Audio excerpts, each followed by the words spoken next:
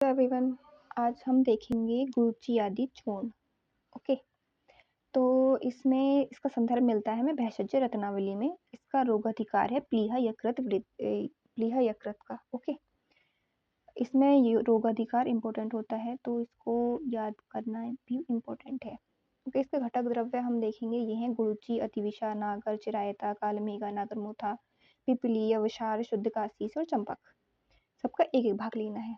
Okay, तो इसकी विधि है कि हम इंडिविजुअली हर एक जो सामग्री है उसको हम साफ करेंगे सबसे पहले, तो फिर उसको अलग अलग पीसेंगे, महीन चूर्ण बनाएंगे उनका अलग अलग।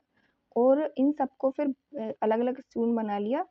उस चूर्ण को बनाने के बाद हम उसको छान लेंगे। ओके, और फिर ये जो चूर्ण हमें मिले हैं अलग अलग द्रव्यों का अलग अलग, इन सबको एक ही कंटेनर में डाल देना है, इन सबको मिक्स कर लेना है। मिक्स करने के बाद इसको छान लेना है फिर से। ओके, छानने के बाद हम इसको कांच के डिब्बे में संग्रहित करेंगे और डिब्बे पर लेबल लगा देंगे। ओके, और कब हमने तैयार की है उसकी तिथि भी बता देंगे। तो ये है इसका निर्माण विधि। ओके, मात्रा है इसकी 3 ग्राम, हमें 3 ग्राम लेना है। अनुपान है इसका ठंडा पानी। ओके, इसमें कोई गंध नहीं आती, गंधहीन होता है। रंग इसका हरिद्रा वर्ण का होता है, द येलो कलर का रहता है। स्वाद है इसका तिक्त। उपयोग है यकृत प्लीहा रोग, वही ऊपर बता दिया था रोगाधिकार में कि ये स्प्लीन और लीवर के रोगों में किया जाता है और हर एक प्रकार के ज्वर में यूज़ होता है। ओके, केमिकल कंपोजिशन में देखेंगे अल्कलॉइड है, फ्लावेलॉइड है, एकोनिन है, जिंजेरोल है, ये सब हैं इसमें। ओके, और पथ्य अपथ्य देखेंगे। पथ्य आहार में देखेंगे रस, तिक्त, प्रधान, हरितकी और यव, ये तो है इसके पथ्य में। और विहार में देखेंगे पथ्य विहार, लंघन और विरेचन, ये है इसके पथ्य विहार। अपथ्य आहार रस, लवण प्रधान द्रव्य, कुरुचि स्वरस में भी यही था, जो कि लवण प्रधान द्रव्य है वो अपथ्य में आएंगे। ओके, इसमें भी यही है, लवण प्रधान द्रव्य अपथ्य है। गुरु और ऊष्म भी अपथ्य है। अपथ्य विहार, विहार का तो वेग धारण तो आना ही है, स्त्री प्रसंग नहीं करना है, दीवा स्वप्न नहीं करना है। ओके, औषध सेवन काल, इसको हमने प्रातः और सायं लेना है, 2 बार लेना है, दिन में 2 बार।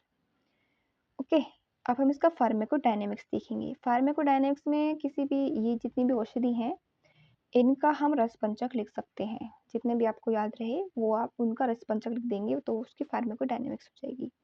ओके, अब हम इसका गुरुची का देख लेते हैं प्रभाव क्या होगा। ये शमन करती है तीनों दोषों का। ओके, और अतिविषा जो है वात और कफ को बैलेंस करती है। शुंठी भी वात और कफ को बैलेंस करती है। चिरायता पित्त और कफ को।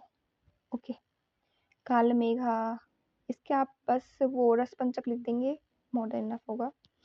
फिर हम इसकी फार्माकोकाइनेटिक्स देखेंगे। ओके, एब्जॉर्प्शन, एब्जॉर्प्शन हम इसका ओरली लेंगे तो जीआईटी से एब्जॉर्ब होगा।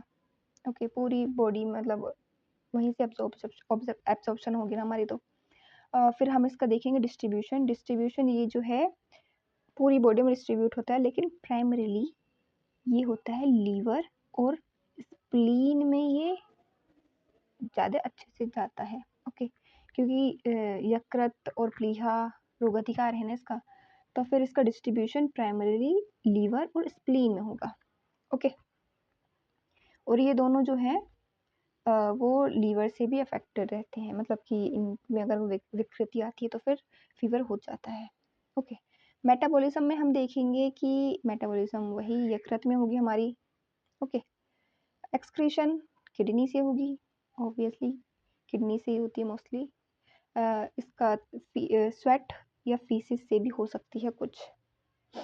Okay, probable mode of action देखेंगे इसके हम।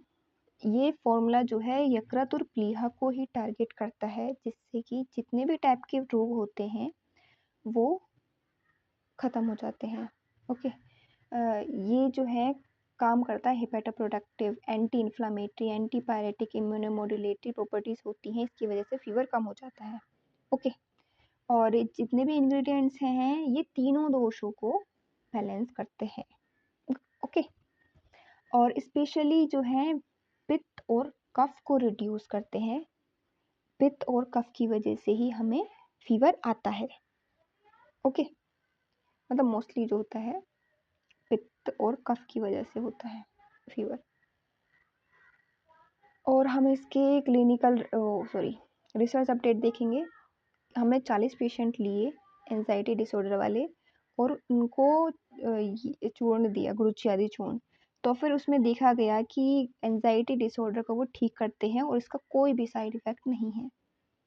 ओके, दूसरा रिसर्च अपडेट है हमारा, वो है कि हमने गुरुची आदि चूर्ण दिया 45 दिन तक गर्म पानी से। तो उससे ये देखा गया कि हमारा हीमोग्लोबिन लेवल जो है, हीमोग्लोबिन की कंसंट्रेशन इम्प्रूव हो गई है, जिससे कि पांडु रोग जो है वो ठीक हो गया। मतलब जब हीमोग्लोबिन कम हो जाए तभी तो पांडु रोग होता है ना। ओके, तो दिस इज ऑल अबाउट गुरुची आदि चूर्ण। Thank you.